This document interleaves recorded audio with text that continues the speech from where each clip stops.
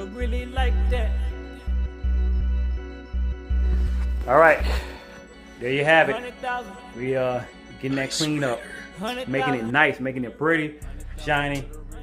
And now I gotta get the crankshaft off and take it to the machine shop. I don't know if I told y'all, but yeah, I think I'm gonna take this one to the machine shop and let them machine it, and we're gonna place it back in there with some bigger bearings that will fit around everything, and that's gonna save us a lot of time. Have this car back on the road. I love it. Yeah.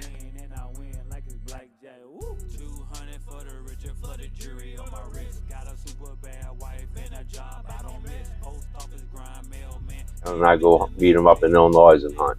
That's crazy. That's so crazy. He's on a couple more trips than I have. All right. Now, what about that Bobcat? Like, where you get that one from? I shot that in Alabama. What? If memory serves me right, he was chasing a rabbit. Got him.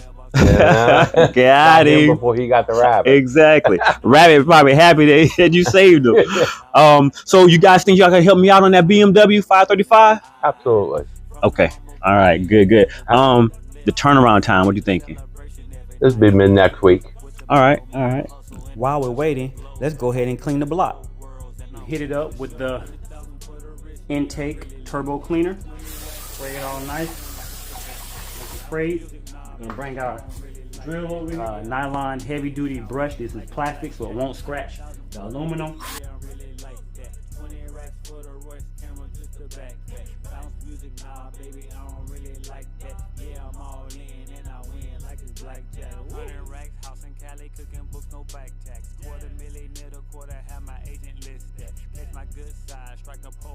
Stand back in motion with the advance. I ain't gotta pay back. Flipping checks, stacking paper. Yeah, I'm running game. Rolling deep, counting dreams, never chasing fame. There's them valves. Got them all nice and clean. Nope, a lot of the carbon is gone. I go around it one more time, and we'll be good. They all look like they're seating good. The head is really good. No problem with this head.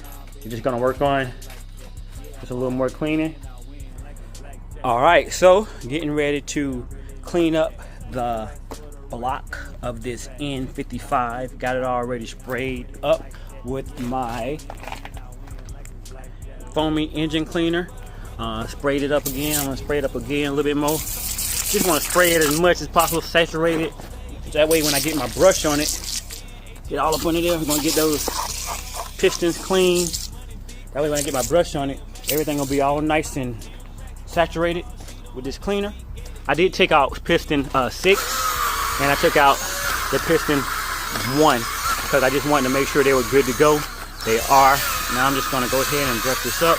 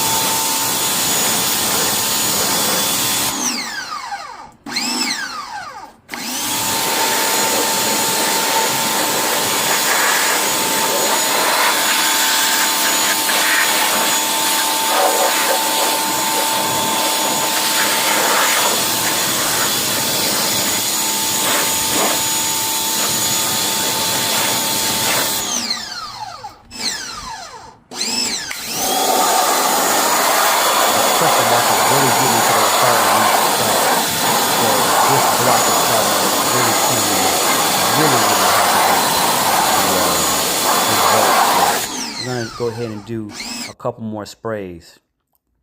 Now, I went head on and started looking at what was the cause for the seizing up on cylinder 6 journal, and I wanted to inspect the oil pump. So here I am taking the oil pump apart, looking at it, inspecting it. Took out a total of like 6 screws. Here's a piston right here. This piston allows oil to kind of travel through this piston and into a high pressure chamber there at the bottom of the screen. At some point in time, this is supposed to be nice and smooth, but it's not. So what happens is this is supposed to be flat against that, and if it's not flat and you have those grooves, and it allows oil to seep out into that high pressure area that I mentioned earlier, it'll go into the high pressure area and then it'll release in the high pressure area and go back into your engine without being filtered through your oil filter. So luckily with my oil pump, it actually was really smooth, and I don't think the oil pump was the problem. And we'll come to find out that a little later in the video that the oil pump was not the problem. So I ended up putting the oil pump back together, making sure that I torque it back down to the correct torque. Also, I did clean my oil solenoid that allows oil to travel from the high pressure side to the low side, and it just makes sure that it controls the variable speed of the oil pump to push out max oil pressure or to minimize it to save power on the engine. So it is nice and clean now, and this will be reinstalled in to the engine at a later time. One other important thing I forgot to mention is that during this cleanup of the engine while we were waiting on the crankshaft, while I was cleaning the oil pan, guess what we found? Check this out. Okay, you guys, so here's the oil pan, and there is a long crack. You can see this crack.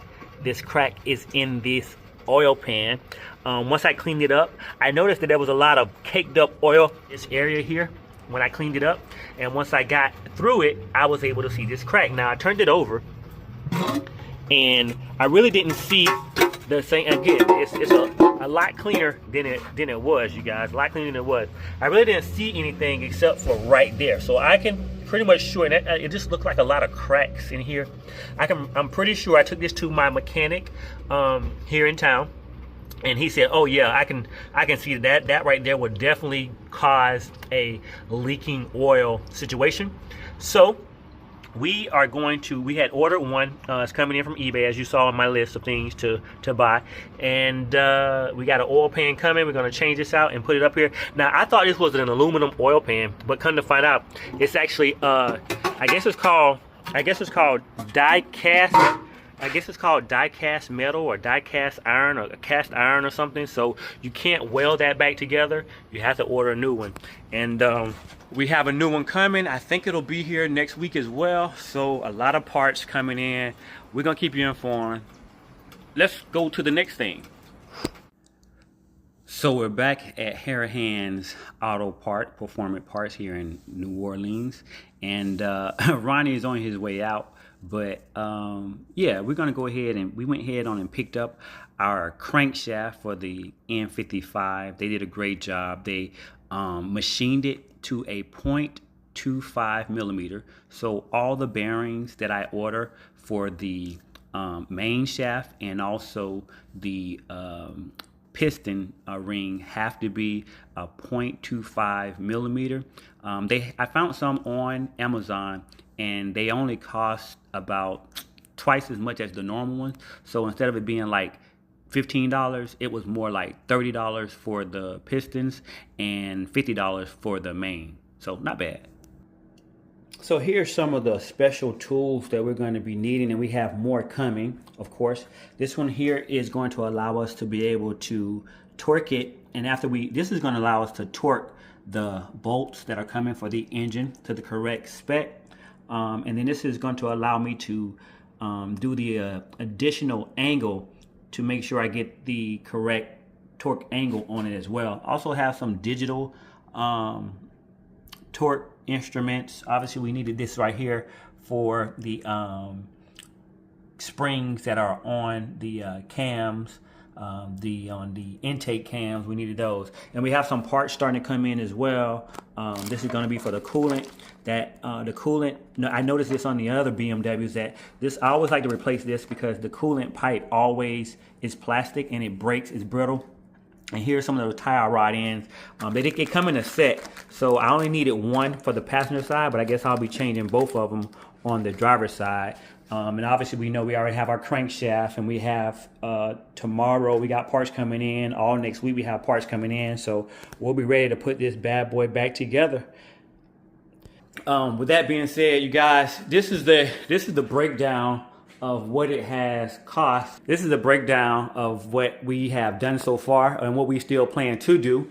the price of the car, the tow, the hoist, the stand, the the crankshaft, the bolts and the sets of the gaskets that are coming in, the new oil pan that we got off of eBay. I think it was only like $79, but taxes brought up to a little bit less than $100. And then all the oils and the coolant that's coming in. And I'm still debating on if I'm going to buy a AC recharging system, so that way I can recharge this AC myself, or take it to a shop and let them do it. But that'll be one of the last things that we do. We might even get it detailed and clean before we get the AC charged up. So yeah, we are underway to a great project, hopefully finishing it up this week or finishing up next week. And you guys will see, hopefully, keep your fingers crossed. You know, who knows, it might not start. I'm gonna try to do a compression test on it. Once I put it all together, I'm gonna do a compression test on it while it's outside of the car. I'm gonna hook up the starter and run the starter and let everything spin and juice everything up, so that way I can see if I could do a compression to see if all cylinders are compressing right, and it'll give us some spins as well, and get the oil lubricated on all the journals and all the bearings as it should be before we even get it in the engine. That's gonna be fun. Stay tuned for that. Until then, y'all, tap in.